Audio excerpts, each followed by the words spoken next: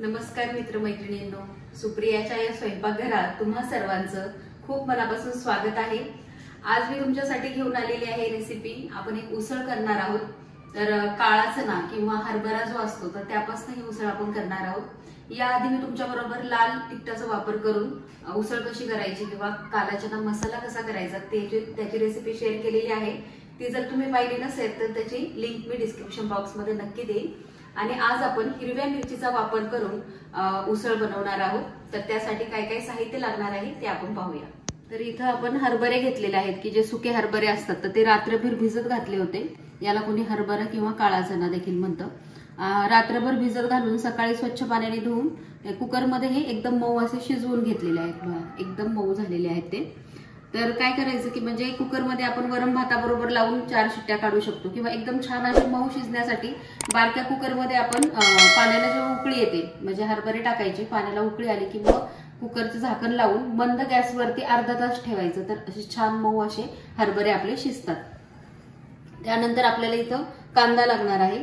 तर इथं मी 250 ग्रॅम हरभरे घेतलेले आहेत। तर भिजून ते जास्त झालेले आहेत आता। आणि त्यासाठी मी 4 मोठ्या साईजचे कांदे बारीक चिरून घेतलेले आहेत। आता कांदा मी खूप बारीक देखील चिरलेला नाहीये, थोडासा असा मोठाच ठेवलेला आहे, त्यामुळे तो छान लागतो असा उसळीमध्ये। कढीपत्ता घेतलेला आहे फोडणीसाठी। लसणाच्या जवळजवळ 10 ते 15 लसणाच्या पाकळ्या घेतलेल्या आहेत। लसणामुळे कारण आपण हिरवी मिरची वापरतो तर लसूण घातलं की त्याने छान चव येते। आणि हिरव्या मिरच्या आपण तिखट कसं खातो त्यानुसार घ्यायच्या आहेत। इथं मी जवळजवळ 10 ते 12 हिरव्या मिरच्या घेतलेल्या आहेत। त्यानंतर आपल्याला जिरं लागणार आहे। आता आपण इथं मिरची, लसूण आणि जिरं याचं वाटण तयार करणार आहोत, म्हणजे ठेचा तयार करणार आहोत फोडणीमध्ये घालण्यासाठी।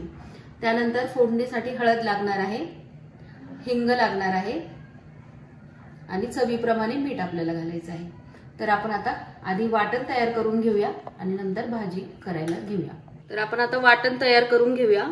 हिरव्या मिरच्या, लसूण आणि अर्धा टीस्पून जिरं आपण वाटणामध्ये घालूया, अर्धा टीस्पून फोडणीमध्ये घालूया। पाणी न घालता याचं आपल्याला म्हणजे ठेच्यासारखं वाटण तयार करून घ्यायचं आहे। तर आपलं हिरव्या मिरचीचं वाटण तयार झालेलं आहे। खूप बारीक आपल्याला पेस्ट करायची नाहीये, ओबडधोबड असंच वाटून घ्यायचं आहे। आता आपण फोडणी देऊन घेऊया। गरम झालेलं आहे, आपण आता तेल घालून घेऊया।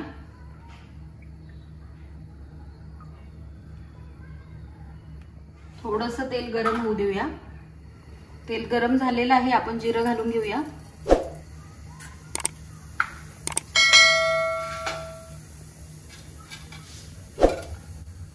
जिरं तडतडलेलं आहे, आपण आता कांदा घालून घेऊया।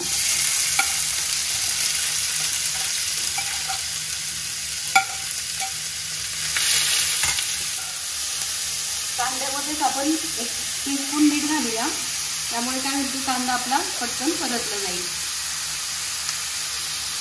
कांद्याला आपण आता व्यवस्थित परतून घेऊया।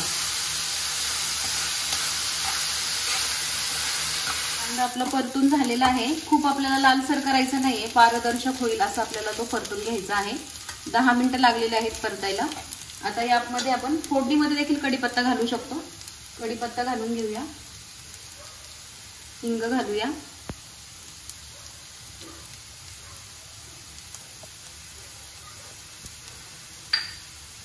म्हणजे मिरचीचं वाटण तयार केलेलं आहे आपण ते देखील घालून घेऊया।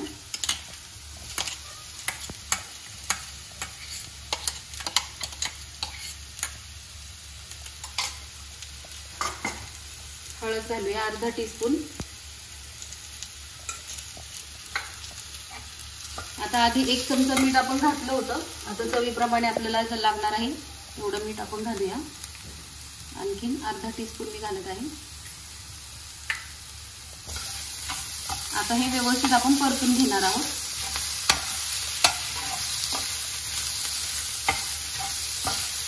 हिरव्या मिरचीमुळे या उसळीला खूप छान चव येते। हे आपण आता 1 ते 1.5 मिनिटं व्यवस्थित परतून घेऊया। आपलं हे मिरचीचं वाटण देखील छान परतून झालेलं आहे। जर परतताना असं वाटलं की खाली लागते तर एखादा चमचा पाणी घालायचं। आता आपण हरभरे जे शिजवून घेतलेले आहेत ते घालून घेऊया।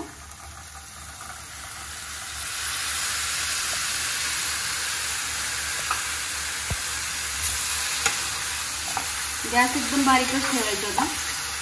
जे हरभरा शिजलेलं पाणी असतं ते देखील आपण 1-2 चमचे यामध्ये घालू शकतो.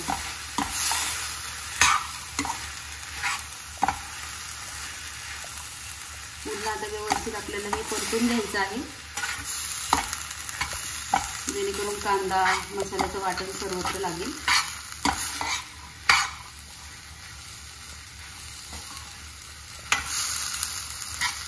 आता आपल्याला हे झाकून ठेवायचं आहे 5 मिनिटं तरी.